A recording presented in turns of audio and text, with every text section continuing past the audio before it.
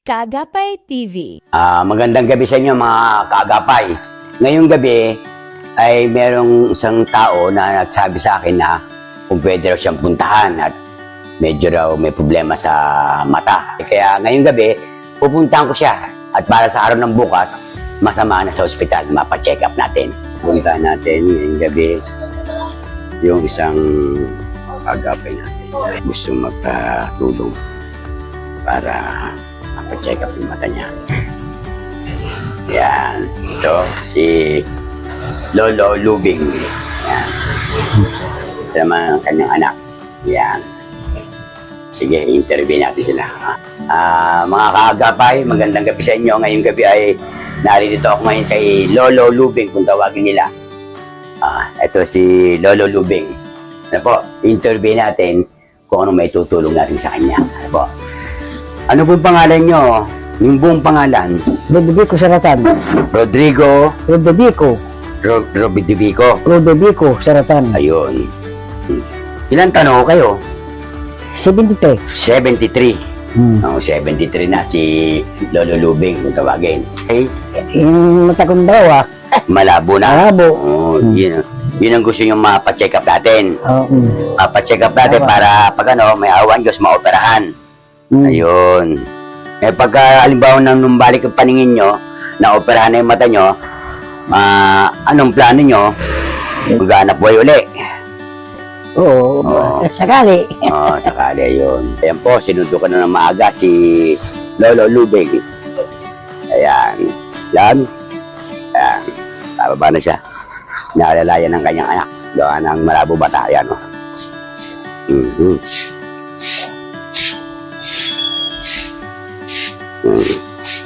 Punta na kami sa hospital ngayon. Ayan. Ayun na. Nagahan namin.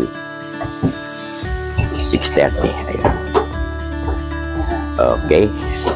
Let's go.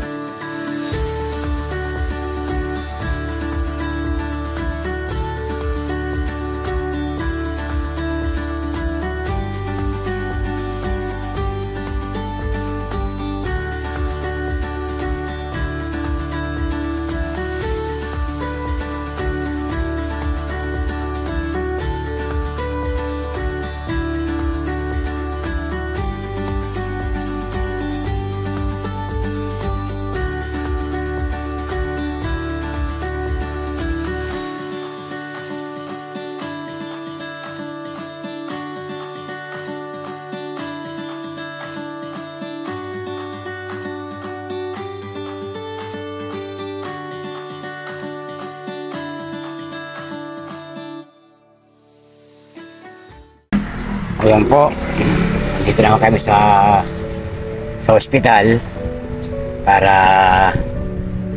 balik uli si Kuya Lubing. Ito yung parto natin na sana kung may awan Diyos ay siya ay ma-operahan na. Kasi nung una, alam niyo pong nangyari nung una ay nervous siya.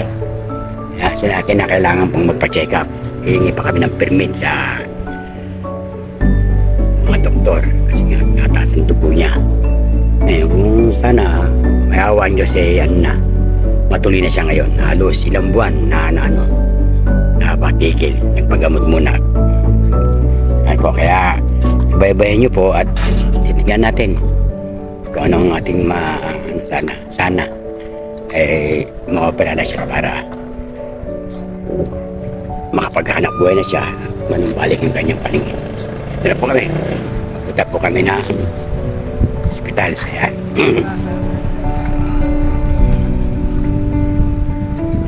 Maawa ang Diyos na siya'y lumakas ang loob. Lost na ang problema sa kalusugan. Kaya lang, alam nyo na, nervyos, nataas ang dugo. Hindi opera pagka ganun. Sabi namin ngayon, dapat lakasan na. Huling chance na yan. Hindi pa natuloy, wala na tayong magagawa. Ito po yung munisipyo ng Kapulot. Yan. City of Kapulot. Yan. Nasa mga sila ulit. Kaya yung dati ating ginagawa, sabi ko nga sa inyo. Eh, pag inumpisa natin, tatapos na. Po. Tapos na. Sarado kasi yan. Sarado yung account. Empleyado na. Okay po.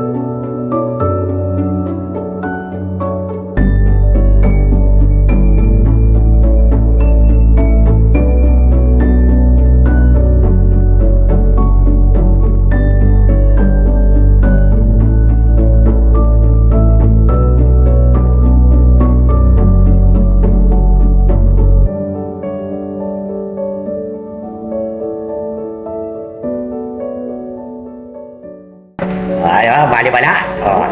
Maganda na lalaki ko lang. Malinaw. Malinaw na, malinaw. Masaya na siya, oh. Ayan, tuwa-tuwa siya. Masaya. Ayan, oh. So, yun. Salamat po. Yun. Siya, nakangiti.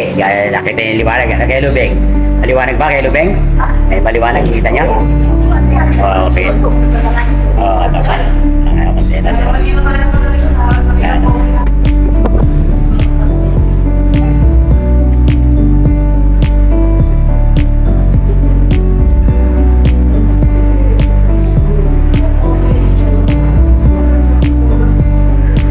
Anong pakiramdam kay Lubeng? Ha? Ayos? Yun. Ayos? Yun.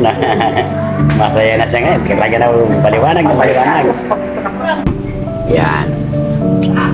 Ito po ang bahay ni Kuya Lubeng. Dito po siya nakatira. Yan. Ngayon, kitang-kita niya na tayo. Wala na may tatago. Wala na. Malinaw na kanyang mga paningin. Siya si Kuya Lubeng. Yan. Magandang gabi po mga kaagapay. Sa wakas po, binalikan ko si Kuya Lubeng kasi ito na yung pinakamasarap na sandali. Ano po? Mula noong January, pinakita ko sa inyo, dinala ko sa ospital, pina-check up namin. Tapos tumagal lang gawa ng karoon ng problema, tumataas yung tubig niya. No, mga kapatid, no? Dahil nga, siyempre, may nervous siya. Hanggang sa pina-check up ng doktor, pinabalik kami. Tumagal ang tumagal. Ngayon, nung June, anong peche? Nung June 12, na-operahan na po siya. Tapos, kinaumaga ng opera, sa awa po ng Diyos, na natapos na yung operasyon sa kanya. Natapos na rin yung ngayon, kitang-kita na ni Kuya Lubeng ang liwanag. Dati talaga, pag sumasamba po siya, wala siyang makita talaga. Kung di mo hahawakan, mauuntog siya, madadapa. Ngayon, kahit bitawan mo na siya, kaya niya na mag-isa. Na mga kagabay, mula noong June 12, na operahan siya, halos 2 linggo na siya nakakakita na. Pero kailangan pang mag-ingat siya. Po mga kagabay, kaya ngayon mga kapatid, i-interview natin siya kung anong pakiramdam niya ngayon.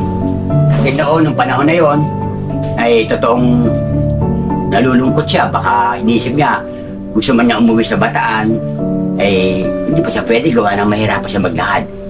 Pero ngayon, tatanungin natin siya. Magandang gabi, Kuya Lubeng. Anong masasabi niyo ngayon? Papasalamat ka nakakita kong liwanag. Isa pa, hirap na hirap pag nung malabong mata ko eh. Ngayon, maliwanag na. Papasalamat ko sa Panginoon. Yun. Anong pakiramdam nyo? Anong pagkakaiba noon sa ngayon?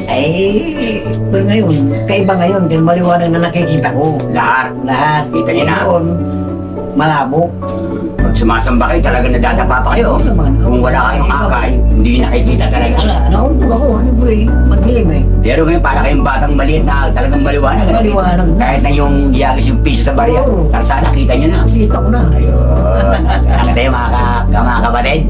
Yan na po yung finished product ko. Yung pinakikita ko nun sa inyo na yung ginagawa natin, gaya na sinabi ko nung una, pag sinimulan natin, tatapusin natin. Yan. Marami pang susunod yan mga kapatid. May mga susunod pang operahan at may mga... Basta abangan nyo lang po yung Kaagapay TV. Ano po? Talagang kita nyo na kay Lubeng. Oo, Sige nga, maliwanag na. tinignan ba to? Ay, ikoy. Tinignan nyo. Isa. Oo. Dalawa. Oo. Tatlo. Kita nyo mga Kaagapay, talagang malinaw na. Malinaw. Dati, talagang hindi niya pero ngayon talagang malinaw na. Wala tayong masabi. Kaya, salamat sa Panginoon Diyos. Siya talaga ang dahilan. Kaya siya nakakita. Tayo po, ginamit lang tayong kasangkapan, pero ang totoo talaga, ang Diyos na nagbibigay ng liwanag. Oo naman. Totoo po yan. Tama yung sinabi niya kanina, magpasalamat una sa Diyos. Ano po, talaga ang Diyos talaga. Una, binigyan siya ng lakas ng loob, binigyan siya ng malusog na pangangatawan. Ayan, dinaoperahan siya. Kaya ang totoo po niya, nung siya maoperahan na, tuwang-tuwa kami lahat. Pati mga anak ko, tuwang-tuwa. Pati kapatid niya, mga anak niya, mga apo niya. Tuwang-tuwa siya. Tuwang-tuwa. Kasi nga, nangangamba kami, baka uling maulit eh. Kaya kami kahit paano talagang hindi namin kung nasasabi namin, pag hindi siya naoperahan, itong pangalawa, baka ma-reject na kami. Lalong tumagal, ma-opera ka, tatagal. Alam niyo po ba nangyari? Nagkaroon pa kami ng mga clearance sa mga doktor.